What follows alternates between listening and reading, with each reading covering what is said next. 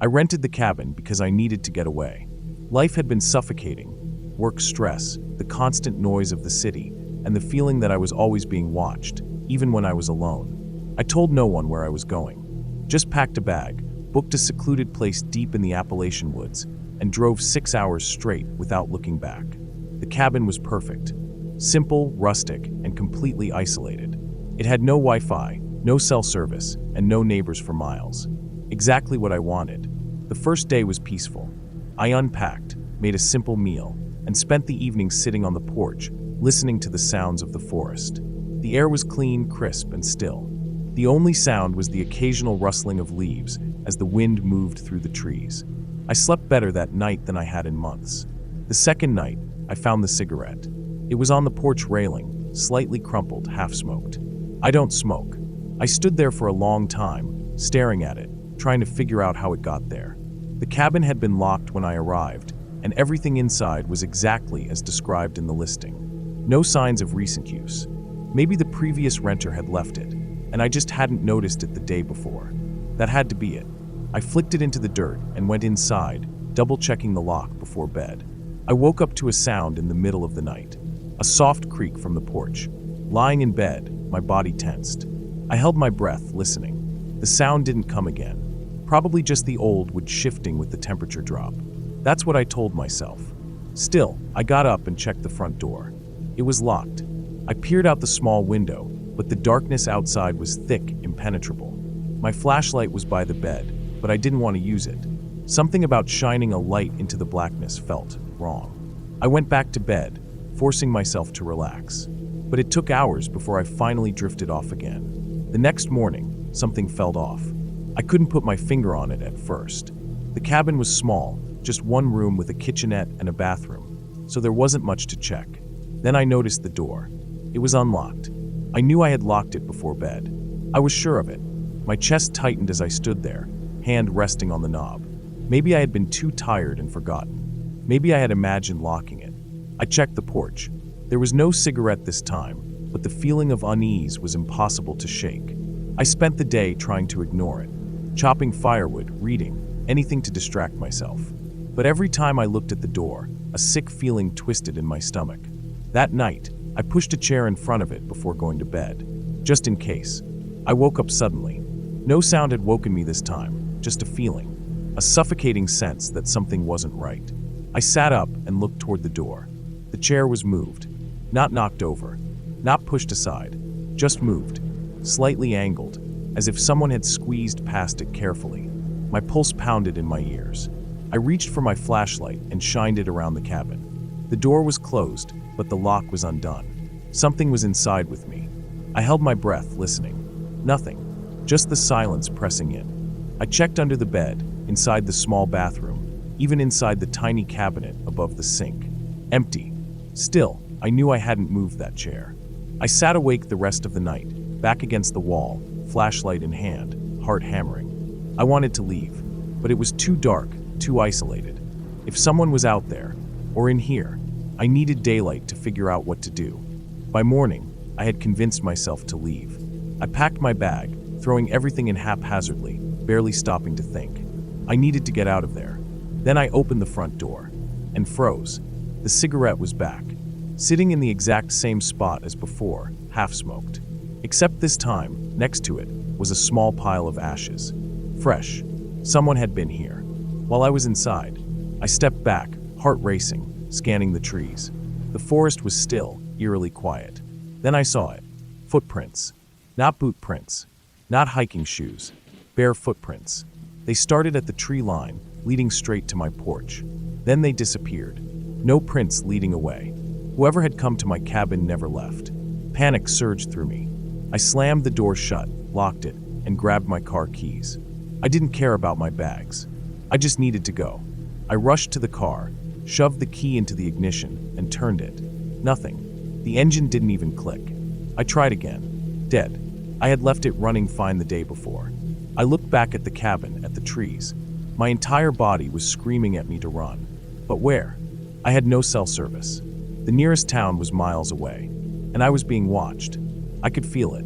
Then I saw something in the dirt near my car. More footprints. But these were mine.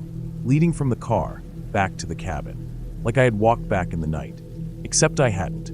Had I? I forced myself to breathe, to think. I had two options: stay and wait for help, if help ever came, or start walking. I chose to walk. I grabbed a knife from the kitchen, stuffed what I could into my backpack, and stepped onto the trail leading back to the main road. I walked fast, glancing back every few steps. The feeling of being watched never left.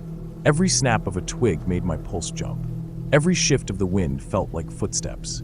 Then, an hour into my hike, I saw something that made my stomach drop. Another cabin, identical to mine. Same design, same porch, same windows. But I had never seen it before. It wasn't on any map. Smoke curled from its chimney. The door was open, and on the porch railing was a cigarette, half-smoked, just like mine. I took a slow step forward, then stopped. The footprints were back, bare, leading from the woods to the cabin. My cabin. I wasn't leaving footprints, but someone else was. A figure stepped out of the open doorway. I ran. I didn't stop, didn't look back. I don't remember how long I ran, only that I didn't stop until I saw a truck on the road and threw myself in front of it, screaming for help. The driver took me to the nearest town. I told the police everything. They checked the cabin. My bag was still inside. The door was locked. No footprints. No cigarette. No sign anyone else had ever been there. But I know what I saw, and I know someone was out there. Maybe they still are, waiting.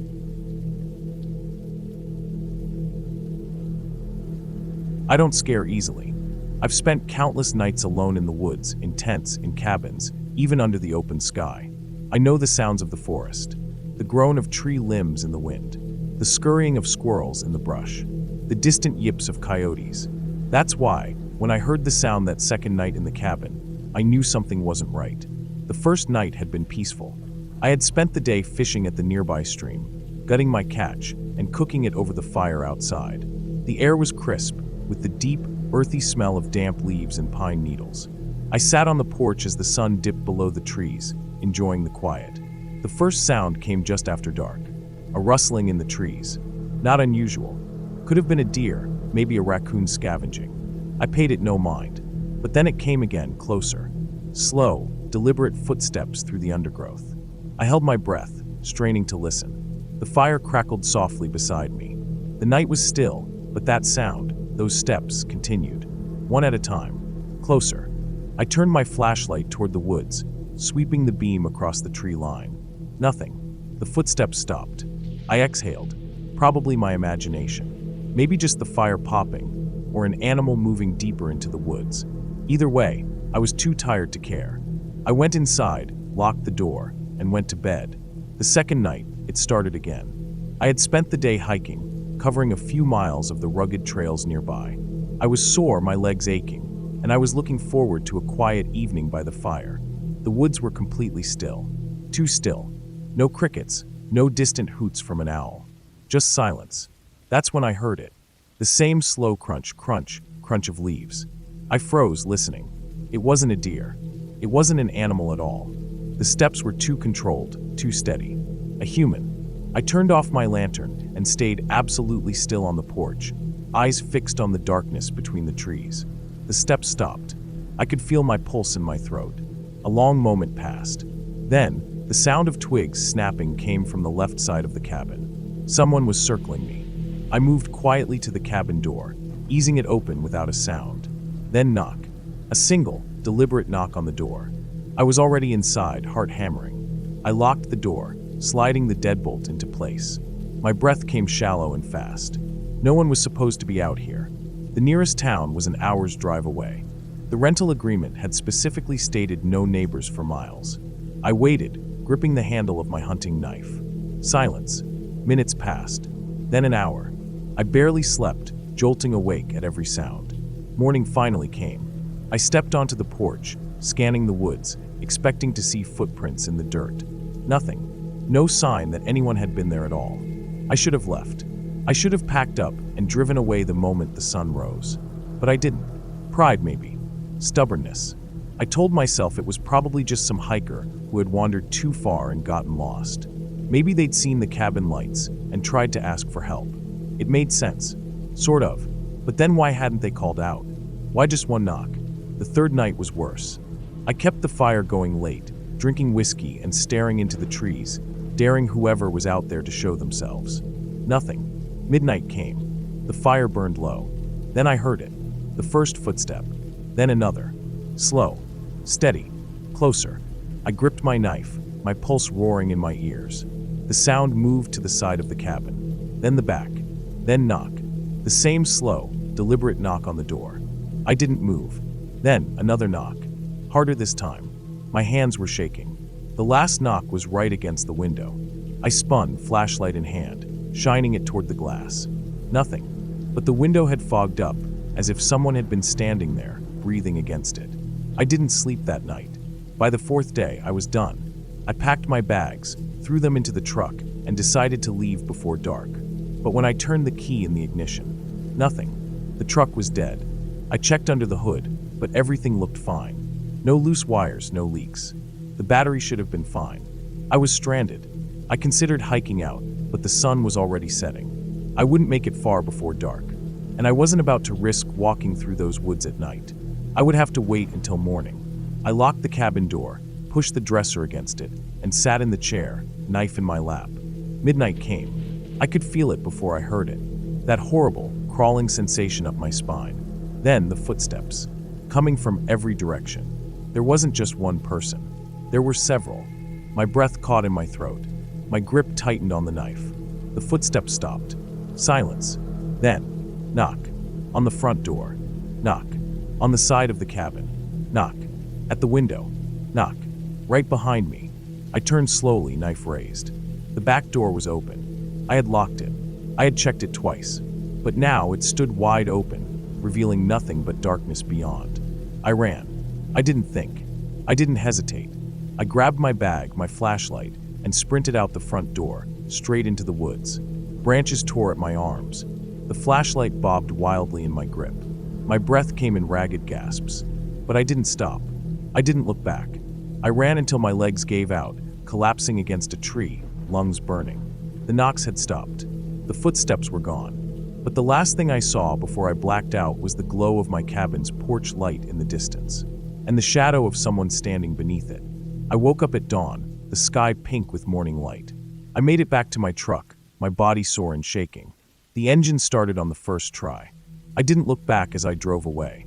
I never reported what happened. Who would believe me? But sometimes, when I close my eyes at night, I still hear it. That slow, deliberate knock.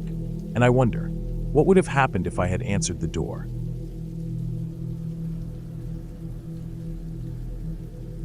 I had been looking forward to this trip for weeks.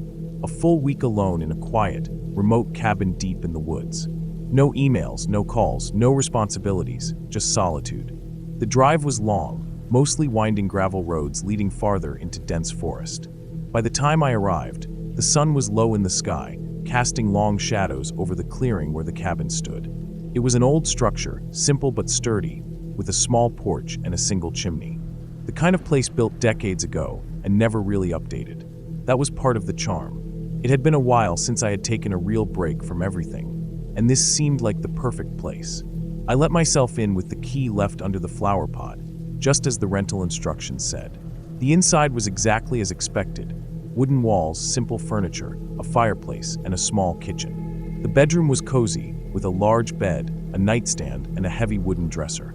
The floor was covered with a thick old rug that smelled faintly of dust and pine. I spent my first evening settling in, unpacking, making a simple meal, and drinking a beer on the porch as the last light faded. The quiet was absolute, apart from the occasional rustling in the trees. No traffic noise, no distant hum of civilization, just stillness. That night, I slept deeply. The next morning, I woke early and decided to explore the property. There was a small shed behind the cabin, locked with an old rusted padlock. Nothing unusual. I hiked a little, following an overgrown trail that led into the woods. After a couple of hours, I returned, sweaty but satisfied. That afternoon, while moving some of my bags in the bedroom, I noticed something odd. The floor under the rug wasn't level. It had a slight dip in the middle. I pulled back the rug and saw that the wooden planks had a faint outline of a square, about 3 feet by 3 feet. A trapdoor. There was no handle, just a small hole, as if it had once been nailed shut. I crouched down and pressed my ear to the wood. Silence. Just old boards, probably leading to a storage crawl space. Still, something about it made me uneasy. It wasn't mentioned in the rental listing. I decided to leave it alone. That night, as I lay in bed, I thought I heard a noise. A soft shuffling sound. Not outside, but below me. I told myself it was my imagination. I didn't sleep well. The next morning, I checked the trapdoor again. I didn't want to, but I had to. I pulled back the rug, expecting to see the same undisturbed wooden square. But the edges looked different, like they had shifted slightly, as if the trapdoor had been moved from below.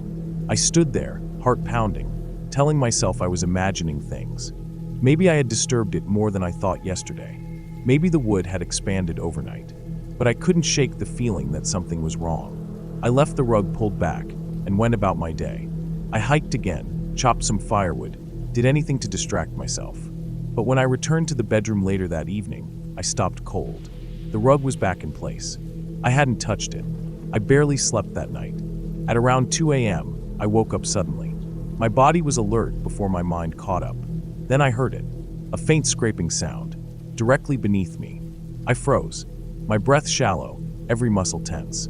The noise was soft but deliberate, a dragging sound, followed by tapping. I sat up slowly, my eyes locked on the rug. The noise stopped. I waited, my ears straining in the silence. Then, just as I was starting to convince myself I had imagined it, tap, tap, tap, 3 slow knocks. From under the floor. I grabbed my flashlight, heart pounding, and yanked the rug away. The trapdoor was slightly open. I jumped back, my breath catching in my throat. The opening was only an inch wide, but it was enough. Enough to see the darkness below. Enough to see the edge of something pale and unmoving. A hand. I scrambled back, my legs weak, nearly tripping over the chair in the corner. The flashlight trembled in my grip as I aimed it at the gap. Nothing moved. I forced myself closer, my breath coming in sharp gasps. My fingers found the edge of the wood, and I slammed it shut, pressing my full weight against it. My hands shook as I dragged the heavy dresser over the top, barricading it. I didn't sleep at all. As soon as the sun came up, I packed my things. I wasn't staying here another night, but before I left, I had to look one last time. I shoved the dresser aside, my stomach in knots. I grabbed the heaviest thing I could find, an iron poker from the fireplace, before slowly lifting the trapdoor. The crawl space beneath was dark. My flashlight beam swept across the dirt floor. Empty, just dust and old boards. No footprints, no sign of anything, no hand. I nearly laughed. Maybe I had hallucinated from lack of sleep. Maybe stress and paranoia had gotten the best of me. I let out a shaky breath and stood up. Then I saw the carvings. On the underside of the trapdoor, deep scratches had been etched into the wood. Words, written in frantic, uneven letters. "Help me. Don't open. He lives down here." My body went cold. I backed away, slammed the trapdoor shut, and ran out of the cabin. I drove away without looking back. I never told anyone. I never checked the rental listing again. But sometimes late at night, I think about that place. About the hand I saw. About the message carved into the wood. And I wonder if someone, or something, is still down there.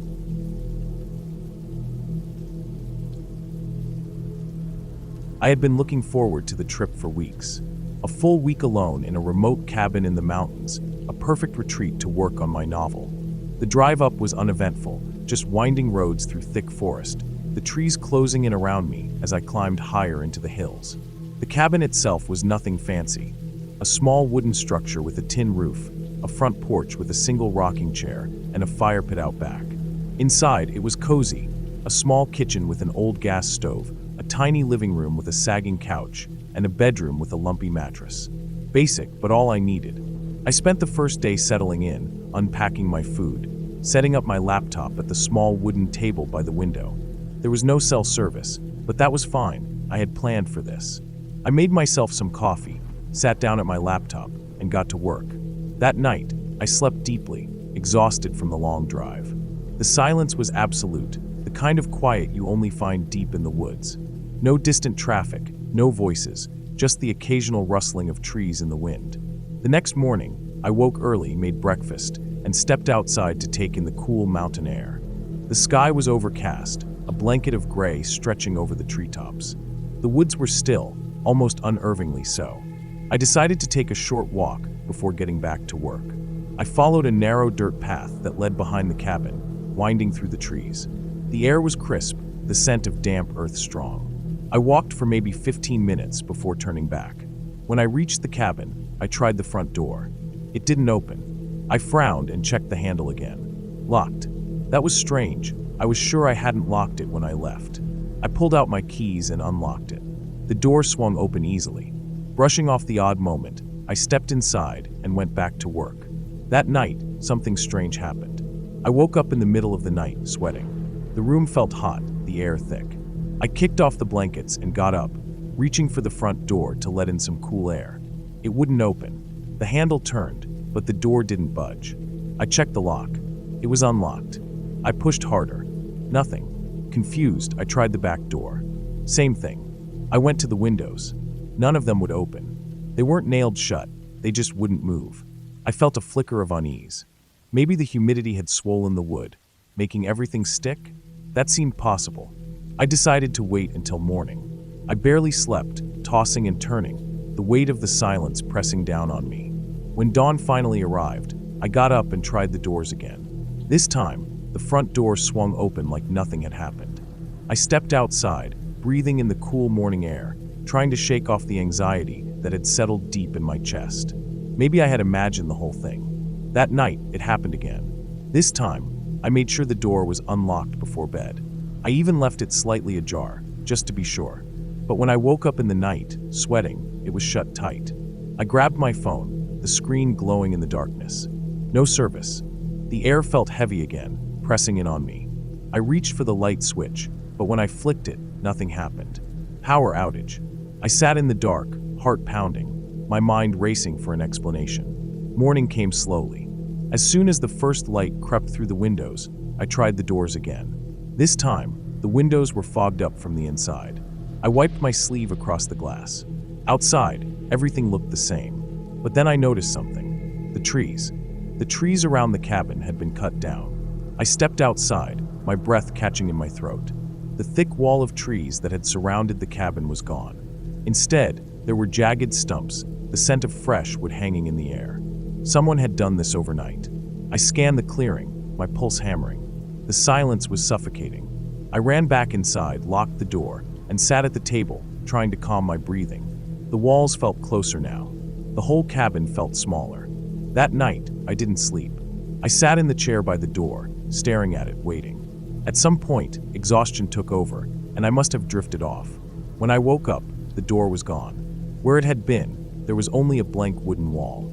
I stumbled back, heart pounding, my stomach twisting with panic. I ran to the back door. Gone. I ran to the windows. Gone. Just solid walls where they had been. I pressed my hands against the wood, searching for any seam, any sign of the doors that had been there yesterday. Nothing. I grabbed a chair and slammed it against the wall where the front door had been. The wood didn't even dent. My breathing was ragged, my vision blurring. I was trapped. I don't know how long I sat there, shaking, my mind racing. I had food, water, but no way out. I tried my phone again. No service. No Wi-Fi. I checked my bags, searching for something, anything, to help. That's when I noticed something else. My laptop was missing. So were my keys. And my car. I ran to the window, or where the window had been. Just a smooth wooden wall now. The walls felt closer. The air felt heavier. And then I heard it. A faint scratching sound, coming from inside the walls.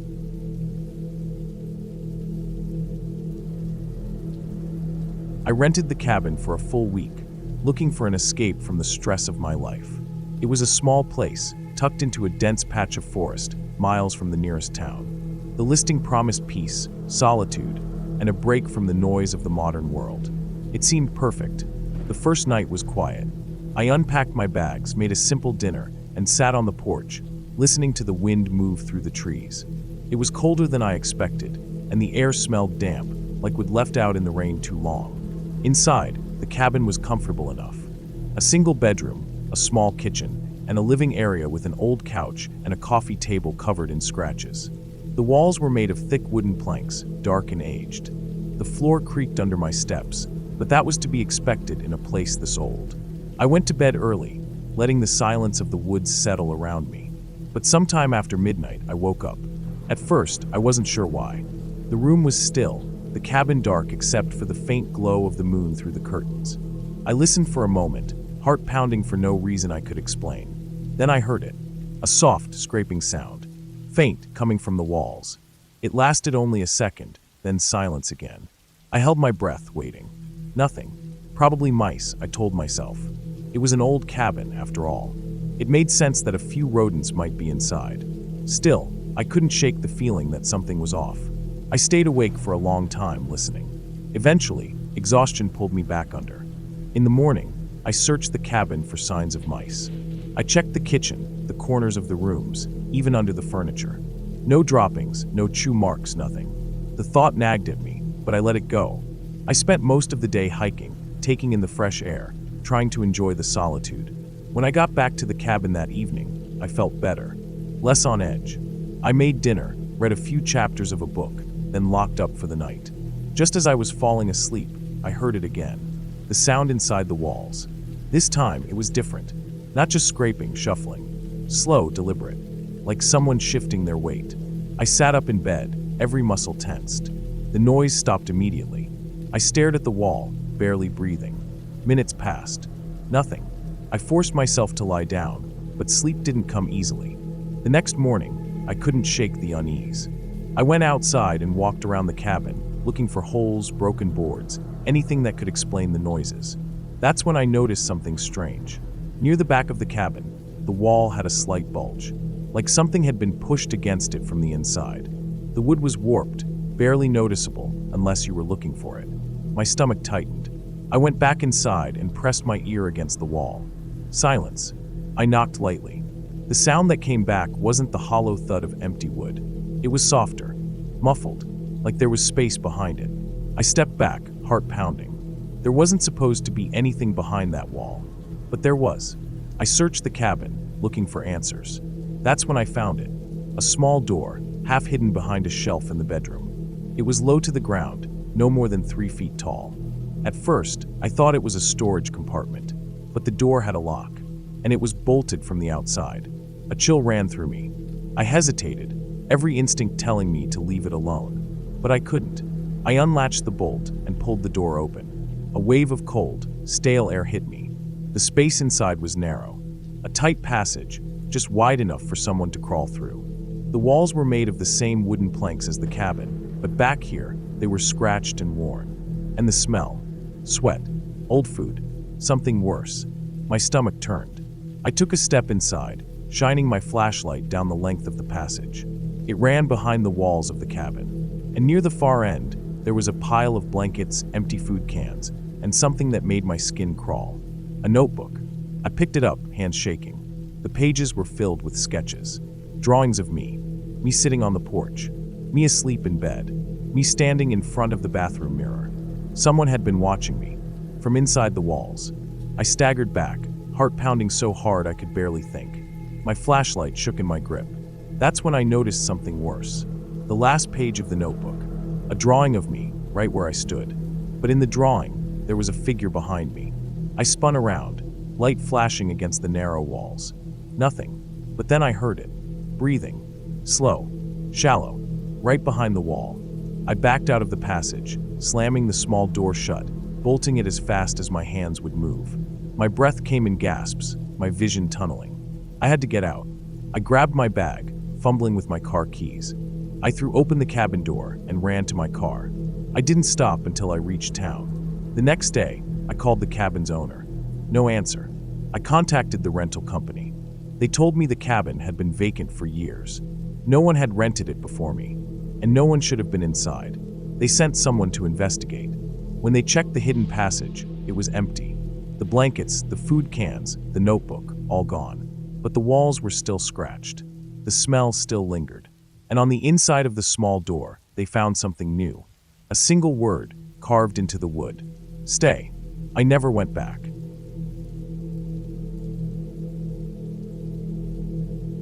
I had planned the trip for months, a solo retreat in a secluded cabin deep in the woods. Work had been suffocating, and I needed silence. No emails, no phone calls, Just a few days alone with nothing but the sound of wind through the trees. The drive took longer than expected.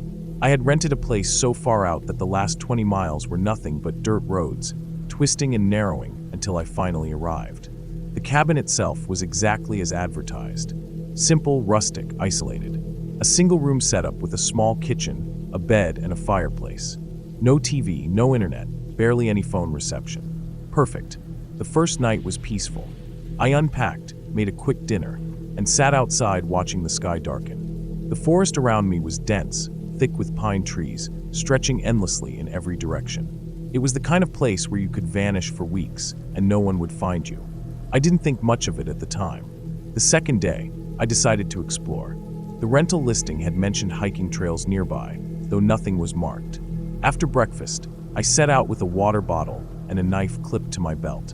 The air was cool, and the woods were quiet except for the occasional rustling of leaves in the breeze. About a mile in, I noticed something through the trees, a flash of metal. I almost ignored it, but curiosity got the better of me. I stepped off the trail, pushing through thick underbrush until I saw it clearly. An old car, half hidden by overgrown branches. It had been there for a long time. The paint was faded, rust creeping along the edges, the windshield cracked. The driver's side door hung slightly open, as if someone had left in a hurry. I took a slow step closer. Something about it felt wrong. The air around me was heavy, the forest suddenly too quiet. I glanced around, half expecting to see someone watching me from the trees. But there was no one, just the car, abandoned, waiting. I peered inside. The interior was mostly intact, though covered in a thin layer of dust. The seats were cracked and peeling. A backpack sat in the passenger seat, half unzipped. Next to it, a wallet. I hesitated. It felt like I was trespassing on something I wasn't supposed to see. But my fingers moved before my brain could stop them. I picked up the wallet and flipped it open. The ID inside was faded, the plastic warped from years of exposure. But I could still make out the name and face. The man looked young, mid-30s maybe. The kind of person you wouldn't think twice about if you passed him on the street. Something about his face looked familiar. I couldn't place it at first. Then I remembered. Back at the cabin, pinned to the small corkboard by the door, was a faded missing person flyer. I hadn't paid much attention to it when I arrived, but now the details rushed back. Man last seen in this area. Went missing over a decade ago. I glanced back at the car, my pulse quickening. It had been here all this time, and no one had found it. That didn't make sense. My stomach turned as I stepped back. The air felt wrong, too still. I had this sudden, overwhelming urge to leave. That's when I heard it. Footsteps. Slow. Careful. Close. I froze, every muscle in my body locking up. The sound came from the trees to my left. A deliberate, measured movement. Not an animal. Someone was there. Watching. I turned my head slightly, trying to see without moving too fast. The trees were thick, the shadows deep, but I caught the faintest glimpse of something. A shape. A figure. Standing still. Watching me. The air around me turned to ice. I didn't breathe. I didn't move. Then, just as slowly as they had come, the footsteps retreated, fading into the forest. I stood there for a long time, heart hammering against my ribs, waiting for them to come back. But the woods stayed silent. After what felt like an eternity, I forced myself to move. I turned and walked, slow at first, then faster, until I reached the trail again. My hands were shaking. I didn't look back. By the time I reached the cabin, the sun was already sinking below the trees. I locked the door behind me, every instinct screaming that something was wrong. That night, I barely slept. Every time I closed my eyes, I saw that shadow in the trees. And the worst part, in the morning, when I finally worked up the courage to go back, the car was gone. No tire tracks, no broken branches, nothing, as if it had never been there at all.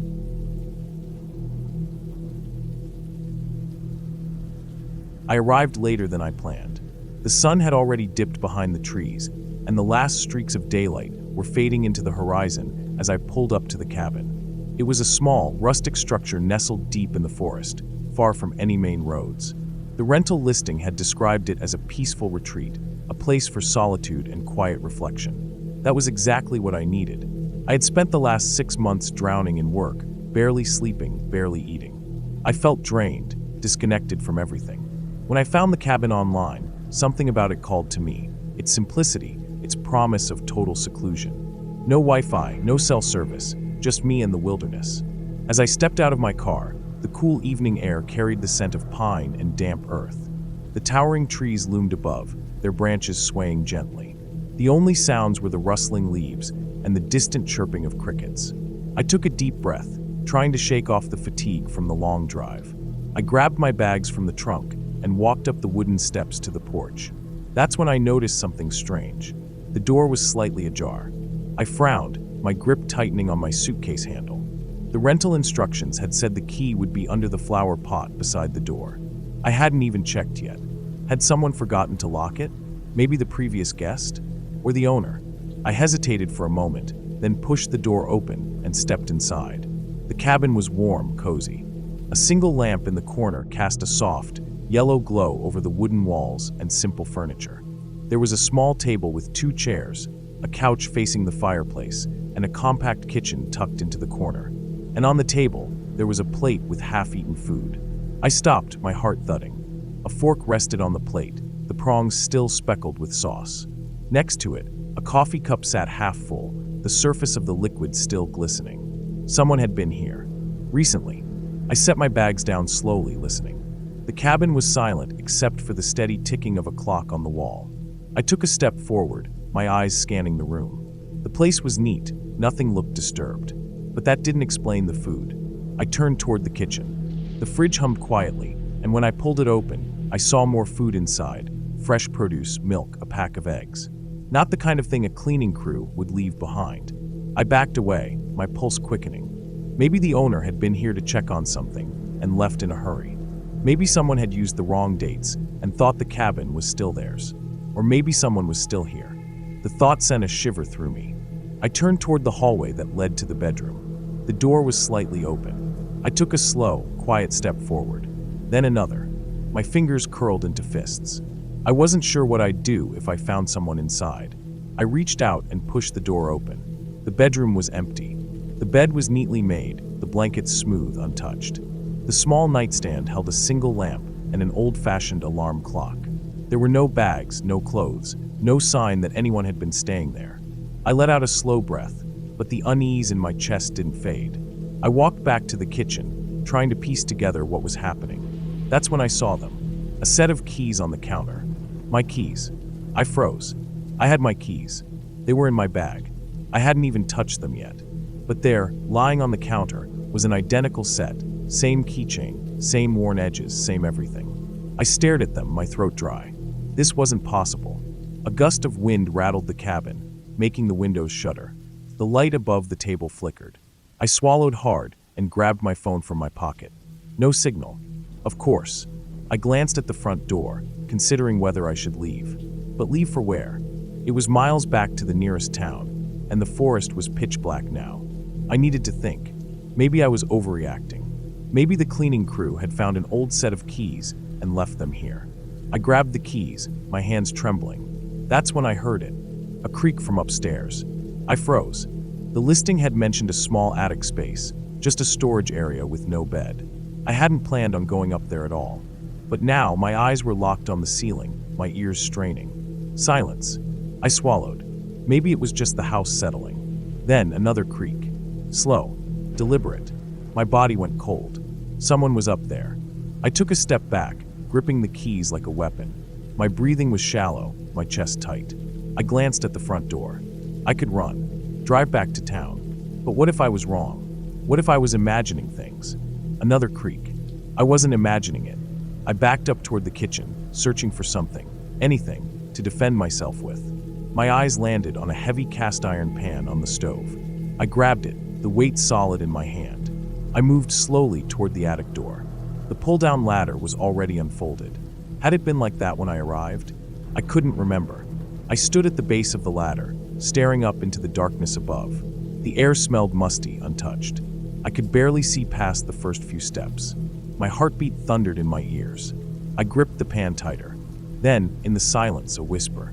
Not words, just the softest hint of breath, just above me. Someone was there, watching me. My body reacted before my brain could. I turned and bolted for the front door, fumbling with the lock, my hands shaking. The wind outside howled as I yanked it open and stumbled onto the porch. I ran to my car, breathless, panicked. My hands fumbled for my real keys. I yanked open the door, jumped inside, and slammed the locks. For a long moment, I sat there, panting, staring at the cabin. The attic ladder was still down. The door I had left wide open was now closed. I didn't wait. I started the engine and tore down the dirt road, not daring to look in the rearview mirror. I didn't stop until I reached the nearest town, shaking so hard I could barely speak. I found a small motel, checked in, and locked every single door. The next morning, I called the rental owner. His response chilled me to the bone. There's no attic ladder in that cabin.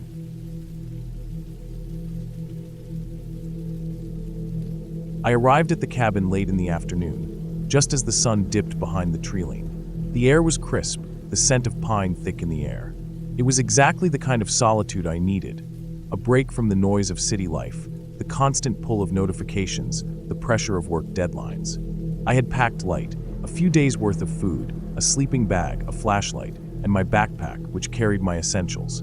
The cabin was small but sturdy, built from weathered logs with a deep overhang shading the porch. A single window faced the clearing, while the rest of the structure was tucked into the dense woods. There was no electricity, no running water, just a wood stove, a cot, and a small table with a chair. I set my backpack on the porch, stepped inside, and started unpacking. The stillness was almost unsettling. I had chosen this place specifically because of its remoteness. No cell service, no distractions. But now, as the quiet pressed in around me, I realized how truly alone I was. The first night was uneventful. I built a small fire outside, cooked some canned beans, and stared up at the stars. When the fire died down, I locked the cabin door, climbed into my sleeping bag, and fell into a deep, dreamless sleep. The second day, I spent the morning exploring the surrounding forest. There was an old trail leading deeper into the trees, mostly overgrown but still visible. I followed it for about an hour, listening to the rustling of unseen creatures in the underbrush. By midday, I was sweating and hungry. I made my way back to the cabin, set my hatchet against the porch railing, and took off my backpack to grab some food. I placed it down near the steps without much thought. I turned toward the cabin, walked inside to grab a bottle of water, and stepped back outside. My backpack was gone. I stopped in my tracks, blinking at the empty spot where I had just set it. For a moment, my brain refused to process what I was seeing. I scanned the porch, thinking maybe I had absent-mindedly moved it. Nothing. I stepped down into the clearing, glancing around. The grass was undisturbed, the ground dry. There was no sign of anything being dragged away, no footprints, no scuff marks. I turned in a slow circle, my pulse picking up. It had to be here. I had just set it down. I checked inside the cabin, even though I knew I hadn't brought it in. Then I checked again. Nothing. I was alone out here. No one else should be within miles of this place. And yet, something had taken my backpack. I walked the perimeter of the clearing, scanning the underbrush. My first thought was an animal, maybe a raccoon or a fox. But my backpack was heavy, packed with food and gear. No small animal could have carried it off without leaving some sign of struggle. My second thought was more unsettling. Someone had been watching me. I took a deep breath and forced myself to think rationally. Maybe I had wandered off the path while exploring and dropped it somewhere without realizing it. I backtracked, searching the area where I had walked earlier. But I found nothing. The sun dipped lower in the sky, casting long shadows through the trees. I tried to tell myself it wasn't a big deal. I still had food in the cabin, a flashlight, my sleeping bag. The only problem was my phone had been inside the backpack. Not that it mattered, there was no signal out here. Still, the thought of someone sneaking onto the porch, taking my pack while I was just a few feet away, it sent a chill up my spine. By nightfall, I had convinced myself it was an animal after all. Maybe a bear had wandered close, sniffed out the food, and dragged the whole thing away. I built another fire, ate a small meal, and sat with my back to the cabin wall, listening to the sounds of the forest. It felt different now. Last night, the woods had seemed peaceful. Now every crack of a branch, every rustle of leaves made my skin crawl. I kept scanning the treeline, waiting for movement. At some point, exhaustion took over. I locked the cabin door, made sure the hatchet was within reach, and forced myself to sleep. I woke up to a sound outside. It was subtle, a faint thump against the porch. I sat up, heart hammering. I listened. Silence. I reached for the flashlight and clicked it on. The cabin's interior was empty, just as I had left it. Slowly, I crept toward the door, pressing my ear against the wood. Nothing. Then, as I was about to turn away, another thump. I swallowed hard, gripping the hatchet. With one deep breath, I unlatched the door and pulled it open. The porch was empty, but sitting neatly in the center, exactly where I had placed it the day before, was my backpack. My stomach twisted. I took a hesitant step forward, scanning the darkness beyond the clearing. The fire had burned down to embers, casting faint orange light across the ground. The woods loomed pitch black beyond the reach of the glow. I crouched next to the backpack and slowly unzipped it. Everything was still inside. My clothes, my food, my phone. But something was different. I had packed everything loosely, stuffing items in without much care. Now, each piece of clothing had been folded neatly. My food was arranged in perfect rows. Someone had gone through my belongings. Someone had taken my pack and then brought it back. A wave of nausea hit me. My mouth went dry. My hands were shaking as I picked up the bag, slinging it over my shoulder. I stepped back into the cabin, locked the door, and shoved a chair under the handle for good measure. I didn't sleep the rest of the night. By morning, I had made a decision. I was leaving. I packed up everything, double-checked the cabin to make sure I wasn't forgetting anything, and stepped onto the porch. The woods were eerily still. No wind, no birds. I took one last look around, then started down the trail leading back to where I had parked my car a few miles away. I kept my pace quick, listening for anything behind me. Half an hour passed, then an hour. The trees thinned, and I finally spotted my car. Relief flooded me. I unlocked the door, threw my backpack inside, and slid into the driver's seat.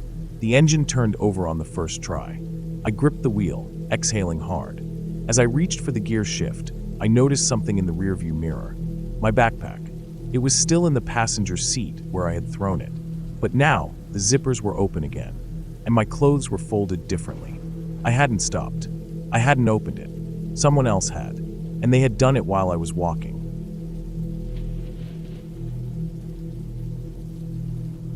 The cabin sat at the edge of a thick, unbroken forest. I had rented it for a week, needing space to clear my head. No neighbors, no traffic, just a single dirt road leading to the front porch. The listing had promised peace and quiet, a place to reset. The first night, I settled in easily. The cabin was small but comfortable, one bedroom, a tiny kitchen, and a living space with an old stone fireplace. A single window looked out over the porch, facing the woods. At dusk, I closed the curtains. It wasn't a conscious decision, just habit. I liked the feeling of being enclosed at night.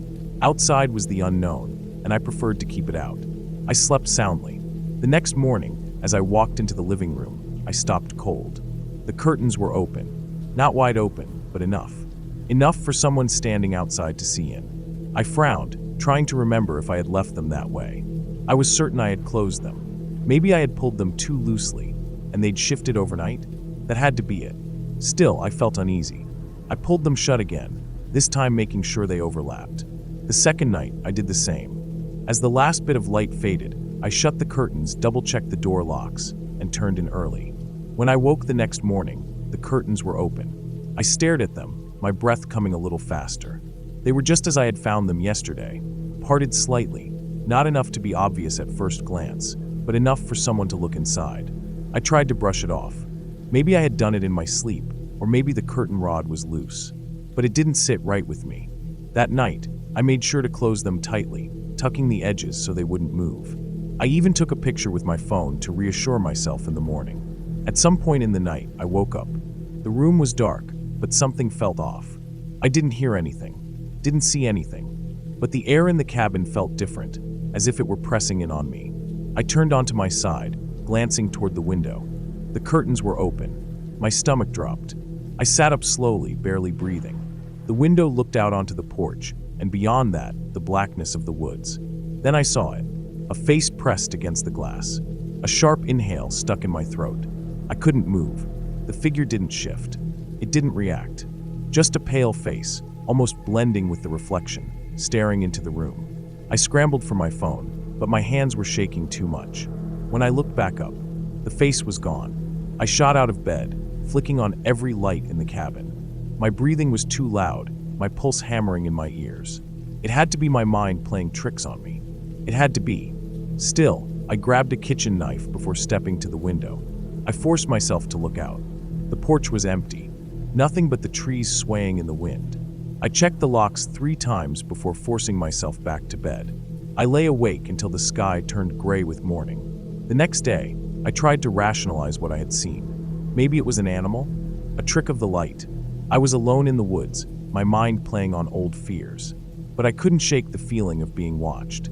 That evening, I sat in the living room with my laptop, trying to distract myself.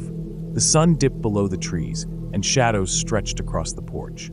The moment the last bit of light faded, I heard it. A whisper.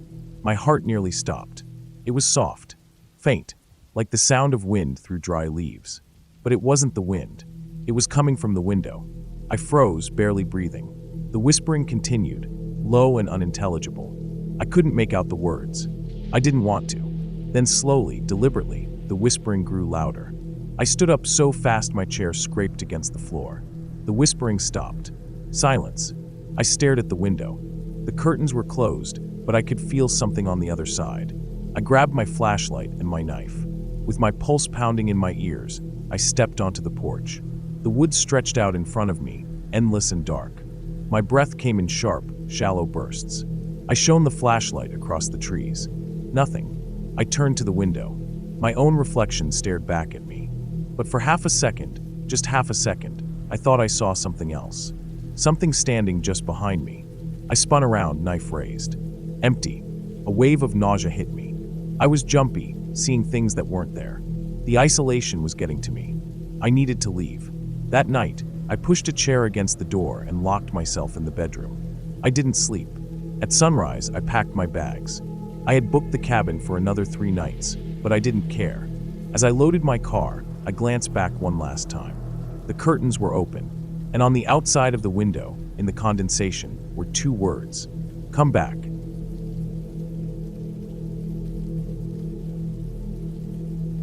I took a deep breath, the crisp mountain air filling my lungs as I laced up my boots.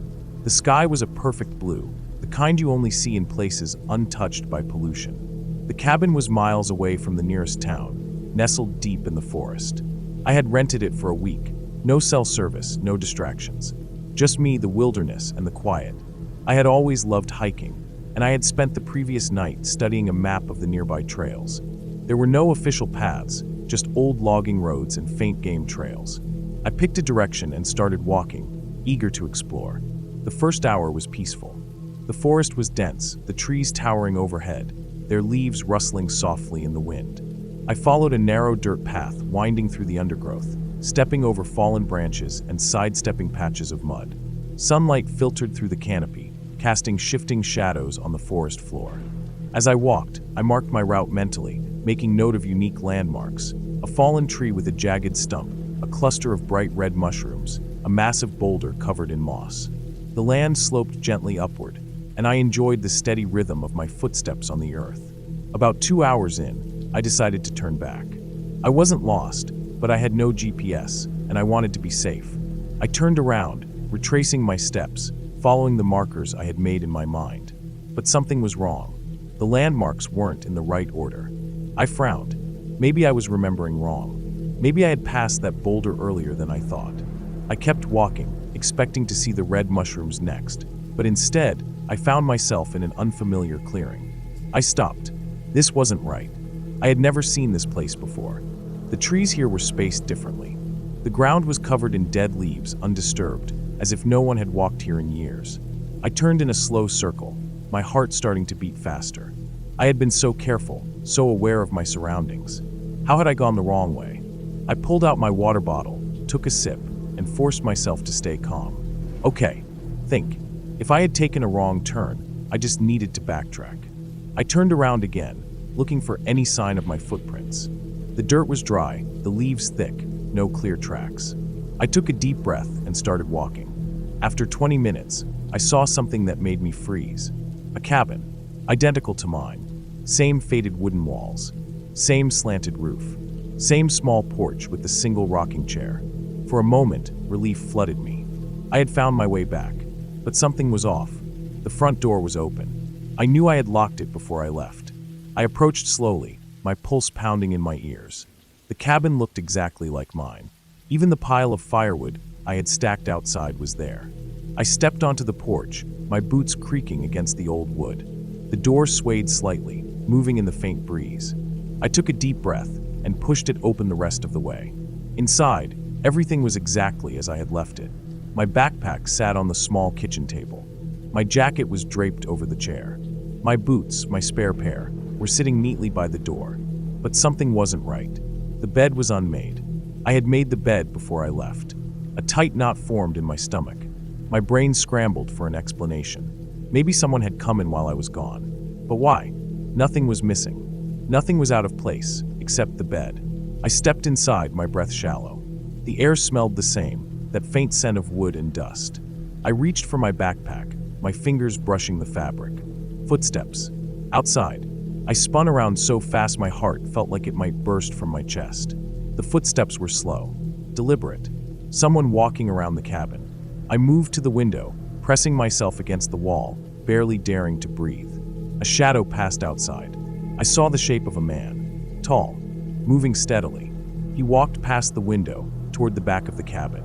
I swallowed hard, my throat dry. My brain screamed at me to run, but my body wouldn't move. I waited. Seconds stretched into eternity. The footsteps faded. Silence. I forced myself to step forward, just enough to peer out the window. Nothing. The forest was still. The man was gone. I turned back toward the table, my mind racing. I needed to leave. I needed to get to my car, drive away, forget this place ever existed. And then I saw them. My own footprints, leading from the door, into the cabin. My legs went numb. My skin went cold. I had walked inside, but someone else had walked in before me. The realization hit me like ice water. This wasn't my cabin. It was an exact copy. I stumbled backward, heart hammering. I needed to get out now. I grabbed my backpack and ran. I didn't look back. I didn't stop. I sprinted through the woods, my lungs burning, my legs aching. The trees blurred past me. My mind screamed that none of this made sense, but I didn't care. I just needed to get away. I ran until I saw another cabin. Mine. The real one. The front door was still locked. My footprints led to the porch, only mine. I unlocked the door, slammed it shut behind me, and collapsed onto the floor, gasping for air.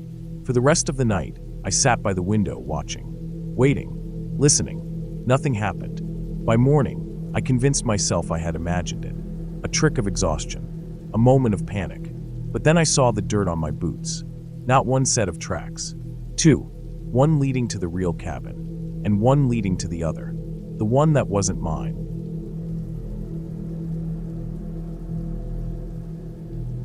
The first time it happened, I blamed myself. I had rented the cabin for a quiet week away from everything. No work, no city noise, no distractions. It was a simple place, a single-story structure deep in the woods, miles from the nearest road. There was no Wi-Fi, no television, just an old radio, a fireplace, and a few basic furnishings. The first night, I followed my usual routine. I double-checked the doors and windows, making sure everything was locked before heading to bed. The front door was heavy, with an old brass deadbolt that stuck slightly when turned. I had to jiggle it into place, but once it clicked, I tested the knob. It was locked tight. I slept well. In the morning, I walked into the living room and saw it immediately. The front door was wide open. Not just unlocked, but swung open, hanging on its hinges as if someone had entered or left in a hurry.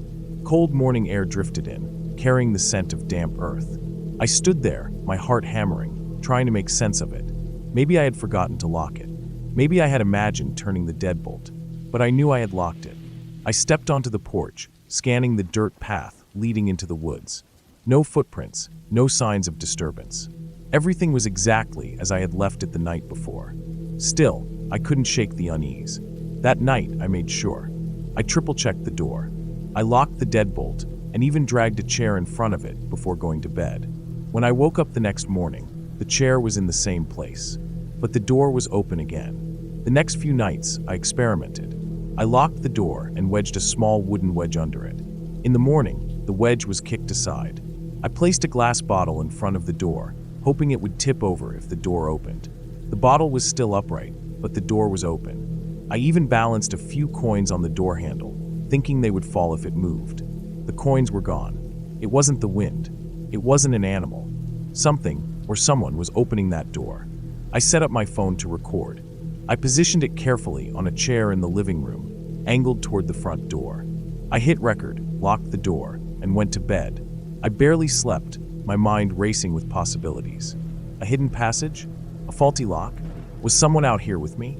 In the morning, I checked my phone. The door was open, as expected. I rewound the footage, pressing play with shaky fingers. For most of the night, the cabin was still. The door sat unmoving, the room empty. Then, around 2:47 a.m., something happened. The video glitched. It jumped forward 2 hours. The footage resumed at 4:49 a.m., showing the door wide open. I watched it again, heart pounding. The time skipped. No movement, no explanation, just a 2-hour gap, and then the door opened. Something had happened in those missing 2 hours, and I had no idea what. That night, I stayed awake. I sat in the living room, staring at the door, waiting. My phone was set to record again, but this time I was determined to see it happen with my own eyes. The hours crawled by. Midnight, 1 a.m., 2 a.m. At 2:47 a.m., my vision blurred for a second. I blinked. My head felt heavy, my body sluggish. Then, 4:49 a.m., I gasped, jerking awake in my chair. The door was open. I checked my phone. The footage had skipped again, exactly 2 hours. I was losing time. I nailed the door shut the next night.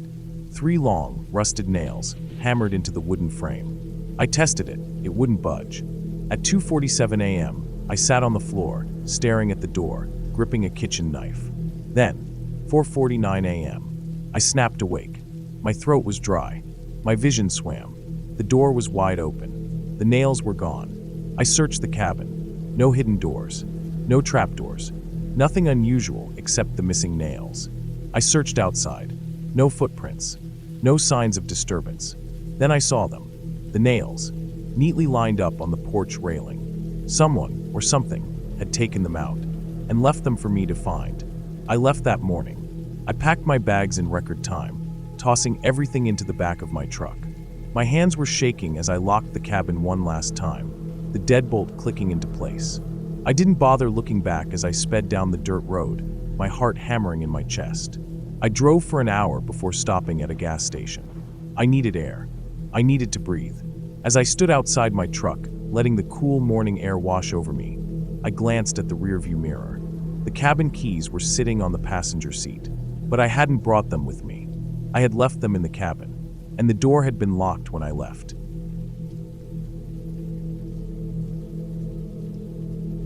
I arrived at the cabin just before sunset.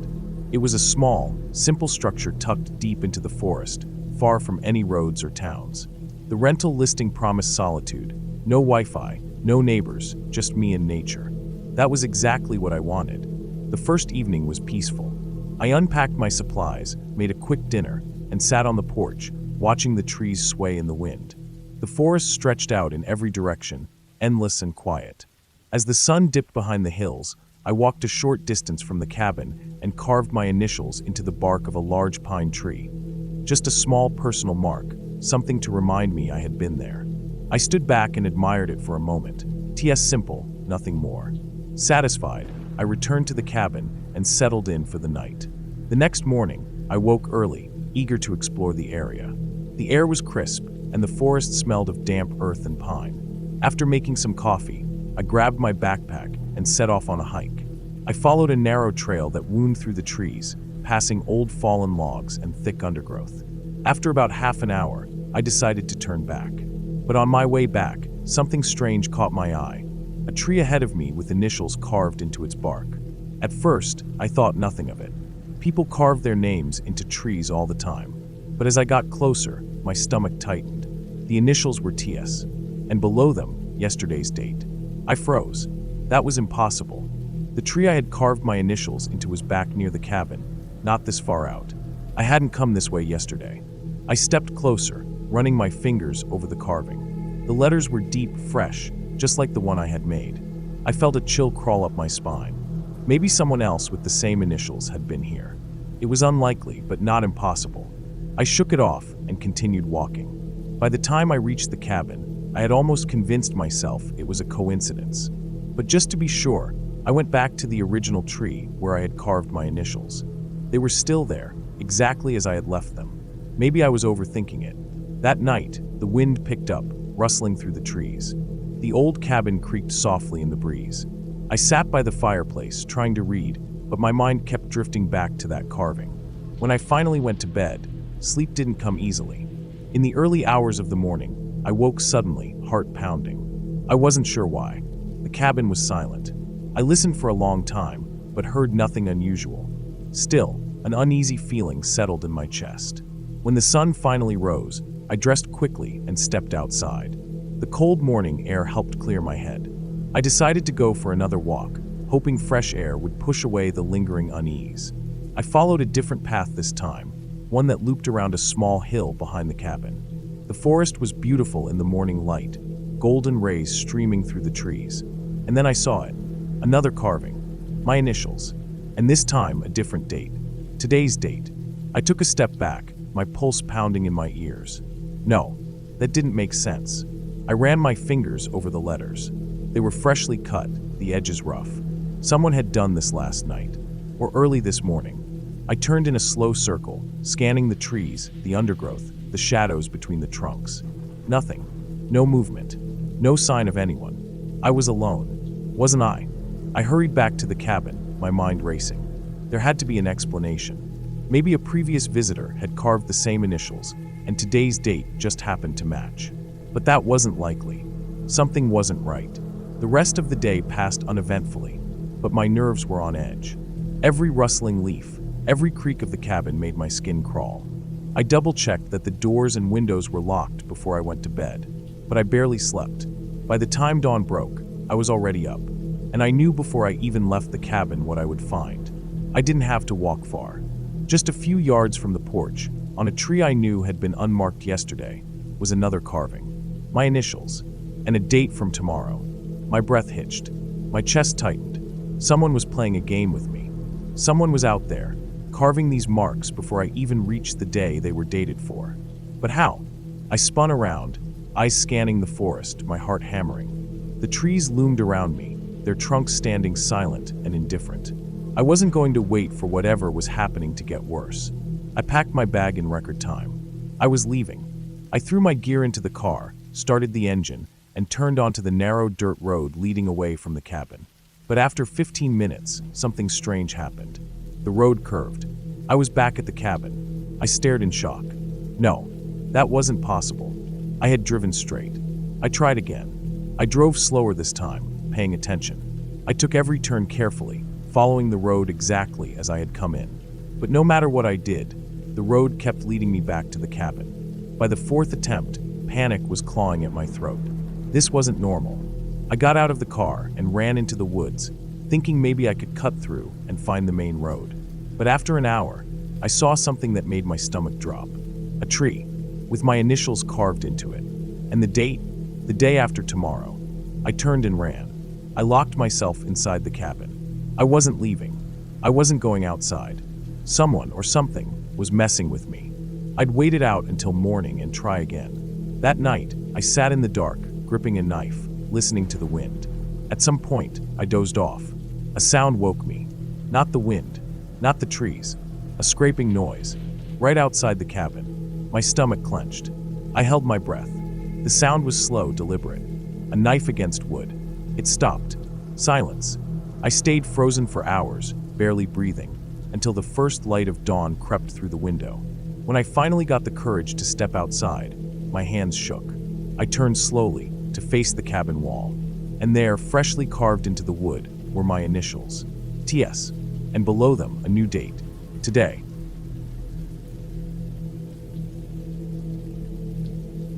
I found the cabin online. It was a last-minute rental, a cheap listing on a site I hadn't used before. I had been looking for somewhere quiet, off the grid, where I could disconnect for a while. The pictures showed a simple wooden structure deep in the forest. One bedroom, a small kitchen, a living area with a wood stove. No Wi-Fi, no cell reception. It was exactly what I needed. I booked it for a week. The confirmation email came immediately, giving me the directions. No physical address, just coordinates. That should have been my first red flag. The drive took longer than I expected. The paved road gave way to gravel, then to dirt. I had to slow down to avoid potholes. The trees grew denser as I drove, swallowing the road in deep green shadows. By the time I arrived, the sun was low. The cabin sat in a small clearing, just as the pictures had shown. The wooden exterior was weathered but solid. A single porch light hung beside the door, unlit in the fading daylight. There was no other house in sight, no driveway, just trees in every direction. I stepped out of the car and stretched. The air was crisp, carrying the earthy scent of damp leaves. The silence was thick, broken only by the occasional rustling of branches. I grabbed my bag and stepped onto the porch. The door was unlocked. That should have been my second red flag. Inside, the cabin was exactly as described. A modest living space, a small kitchen, a single bedroom with a neatly made bed, a fireplace with stacked wood beside it. The place had an old smell, a mix of wood and dust. On the kitchen counter, I found a small welcome note. "Enjoy your stay. Please sign the guest book." The guest book sat beside the note, a thick, leather-bound book. Its pages were filled with names, handwritten messages from past visitors. I flipped through the entries. Some were recent, some dated back years. Guests had left short notes about their stay, how peaceful it was, how beautiful the surroundings were. At the bottom of the most recent page, there was a space for my name. I didn't sign it. Not yet. Instead, I unpacked, made a quick dinner, and sat by the fireplace with a book. The quiet was unsettling at first, but after an hour, I started to relax.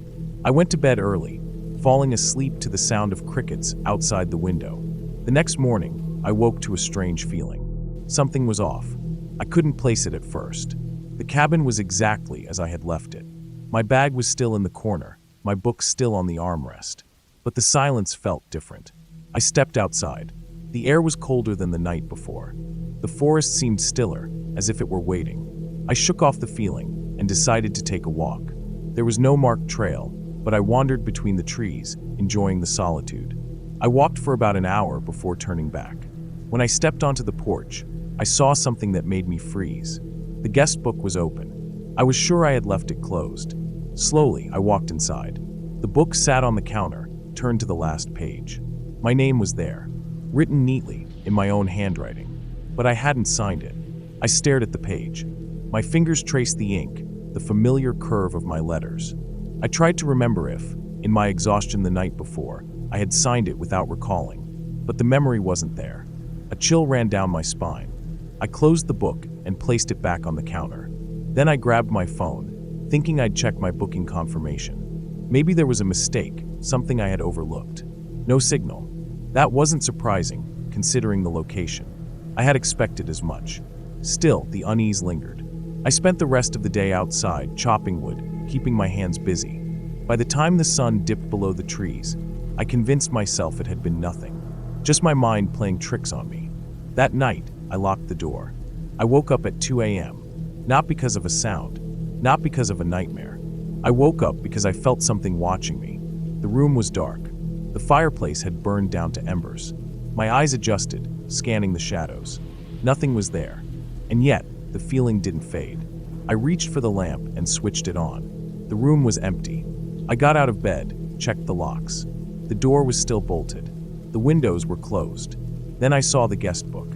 It was open again. I stepped closer. My name was still there, but now there was something written beneath it. "Welcome back." I grabbed the book, flipped through the pages. Every entry was dated. I found one from last year, written in familiar handwriting. My handwriting. I read the words slowly, my pulse hammering. The entry was short. Stayed for a week. Cabin was nice. No problems. Would come again. The date beside it was from a year ago. I hadn't been here before. I was sure of it. My heart pounded. I grabbed my bag, stuffed my clothes inside. I didn't care that it was the middle of the night. I wasn't staying. I yanked the door open and stepped onto the porch. The cold air hit me like a slap. That's when I saw it. A car. An old, rusted car sitting at the edge of the trees. The windows were covered in dust. The tires were flat. It looked like it had been there for years. And yet, something about it was familiar. I walked toward it, my hands trembling. The driver's side door was open. Inside, on the passenger seat, sat an old guest book, identical to the one inside the cabin. I picked it up with shaking hands, flipped through the pages. The same names, the same dates, and on the last page, my name. Beneath it, the same message. Welcome back. I dropped the book and turned toward the cabin. The porch light was on. The door was open. And inside, in the dim glow, I saw a shadow move. I ran. I didn't stop. Not when the branches scratched my face, not when my lungs burned. I ran until I reached my car, threw open the door, and sped down the dirt road. I didn't look back. When I finally reached town, I pulled into a gas station, hands still shaking. I needed to know. I asked the clerk about the cabin, gave him the location. He frowned, shook his head. There's nothing out there, he said. I showed him the listing on my phone. The site wouldn't load. I checked my email. The confirmation was gone. There was no record of my booking, no record of the cabin, no record of me ever being there. And yet, the ink in that guest book had been fresh. I don't know who or what signed my name. I don't know who had been waiting for me. But I do know one thing. I've been there before. And whoever, or whatever, is in that cabin, is waiting for me to come back.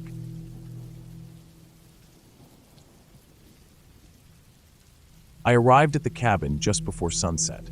It was tucked deep in the woods, far from any town, exactly what I wanted. A place to disconnect, get away from work, and breathe for a while. The drive had been long, winding through miles of empty forest roads. By the time I pulled up to the small wooden structure, the sky was already turning orange. I stepped out of my car, stretched, and took in the surroundings.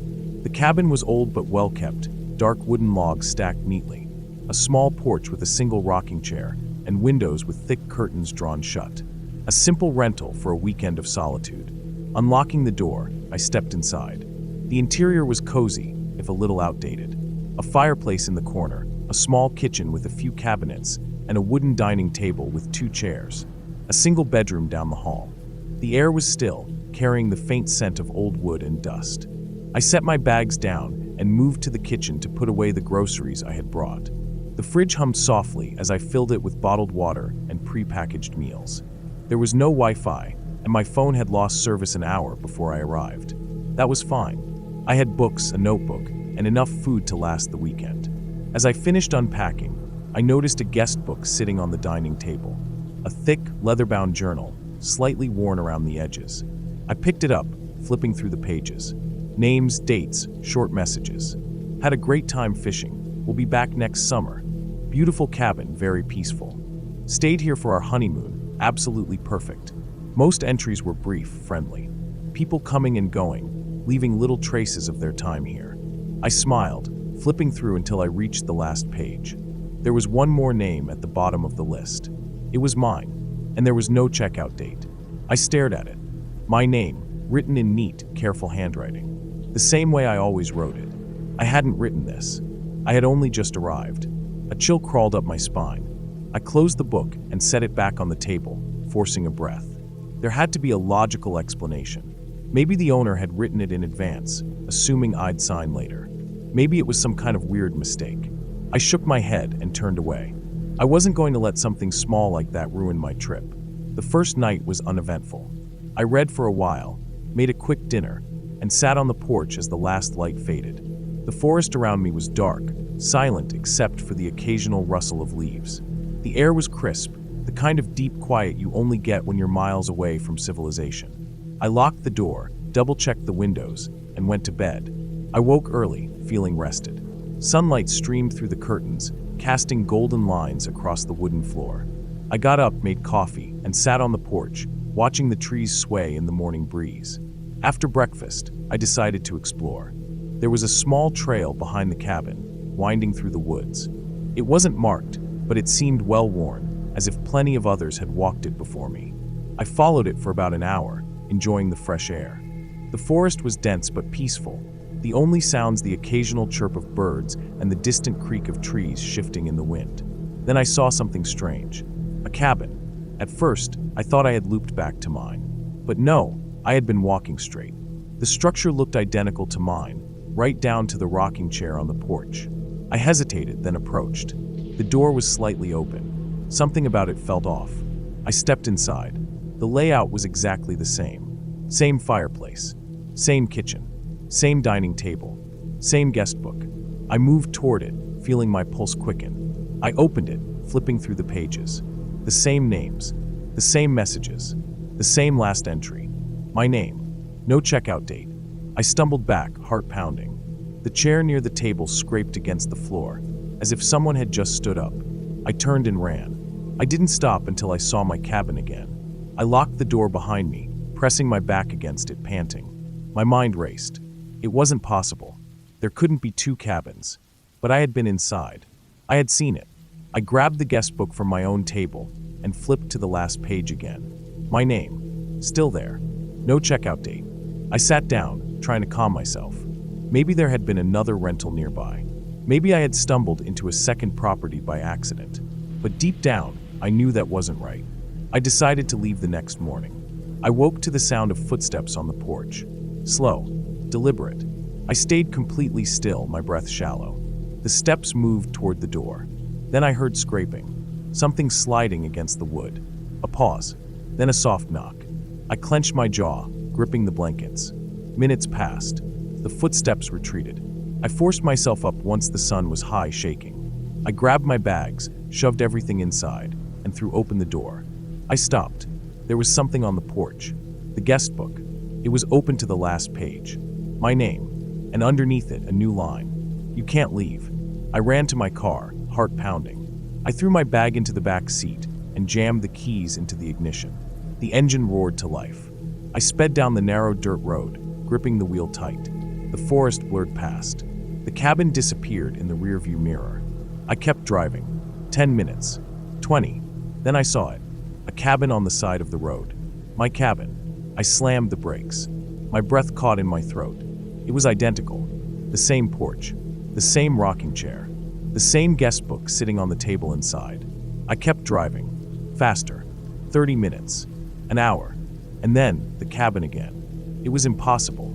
I stopped the car, my hands shaking. I got out, staring at it. My cabin. My bags still inside. My footprints leading to the porch. It was as if I had never left. I turned back to my car. But it was gone. Nothing but trees behind me. I turned back to the cabin. The door was open now. And there was someone standing inside. They looked exactly like me. They smiled. And then they closed the door.